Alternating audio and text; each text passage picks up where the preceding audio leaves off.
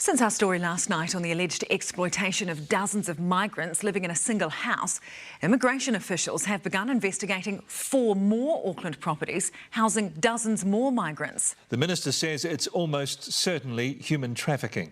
Meanwhile, Newshub can tonight reveal what we found at one of the properties. Nick Truebridge has this exclusive report.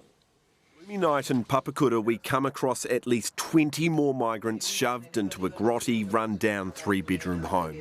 There's an overflowing rubbish bin, 1 toilet and 1 shower. The garage is being used to hang clothes. This room would only be about 3 by 2 metres, but there are 5 in here alone. It's a real squeeze to get through the door because of how much the beds are piled up. And on my left, another room. 6 people in this room alone. It would only be, let's say, 4 metres by 5 metres.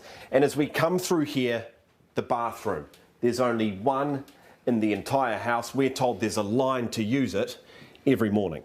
But it's also what you can't see. There's a smell of sewage from underneath the home. One of the occupants tells us the plumbing is broken. The men sought a better life through the accredited employer work visa scheme. Instead, this is their reality.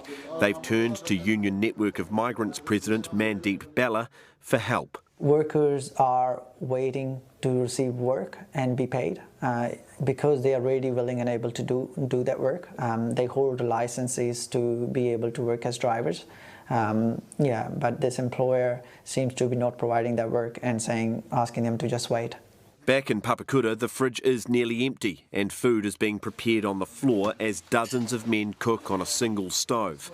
Among them is Gurbinder Singh, brought here as a truck driver. Months after arriving, he's had no work. We have no hope anymore. We've been trying to contact the companies, but they no longer respond to us. If they do, then they say you should wait, you will get the job. But no one is holding our hand. No job has come through. We are sitting in darkness, doing nothing in the room. He's just one worker who signed an employment agreement with a New Zealand recruiter called CPL. We did manage to talk to CPL Director Ross Berry this afternoon, but he said he couldn't answer our questions. At the moment, I've got 3 or 4 things happening, right? Okay. We're uplifting those guys out that house at the moment. We cannot comment at the moment, Nick, right? Sadly, at this stage, it's going to... we're taking advice at the moment. Nick, you're going to have to ring me back, mate. You can start recording now. No, yeah? Ross... But we have obtained this video message he sent to frustrated employees. My message simply is to you boys, thank you. Thank you for sticking with me. But, I muck up and I make mistakes, but you guys have taken too long. It's taken us too long to put you into a job. Mandeep Bella says all up he's heard from 60 drivers waiting for work from the company after separately paying agents overseas tens of thousands of dollars for job offers. The accredited employer work visa scheme was brought in last year to boost the skilled workforce while stopping exploitation, but critics say exploitation's now rife because it ties workers to one employer. We're seeing an explosion of exploitation and fraud at the moment, which people like myself in the industry put solely down to this new accredited employer work visa policy and the flaws in that policy. The minister admits scenes like this are bad. Is it human trafficking? Yes, almost certainly. Yeah. But won't commit to a review. Yeah, the so-called immigration experts I've heard of have got the facts wrong about when the increase in migrant worker exploitation complaints started.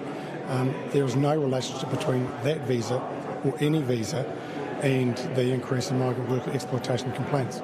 Try telling that to these men. Well, kia ora, Nick. Look, there's been criticism today of the options available to the migrants that have been caught up in this. So what options do they have? Yeah, that's right, Sam. Last night we spoke about the exploitation visa that is available to migrants who may have been exploited by whoever it may be. Well, that's currently 6 months, and I spoke to National's Erica Stanford today. She's been pretty strong on this. Her, along with Mandeep Bella, who we saw in that story, say it really needs to be 12. That's 6 months where an employee has to find things like a new job and make other arrangements effectively. Not really enough time when your life is potentially being turned upside down. We've also had a number of queries today about the migrants we saw in the story last night, of course, they were the ones who had run out of food. They are being fed. Police have been feeding them, as well as various migrant networks. But what they really need, and I guess this is a bit of a shout out tonight, is jobs from Kiwi businesses who might need things like drivers or welders. So they're all good for food, but if there's anyone out there who needs a driver, well, there's certainly, it would appear to be some looking for jobs. Yeah, a lot of need there. Great reporting on this. Thanks so much, Nick.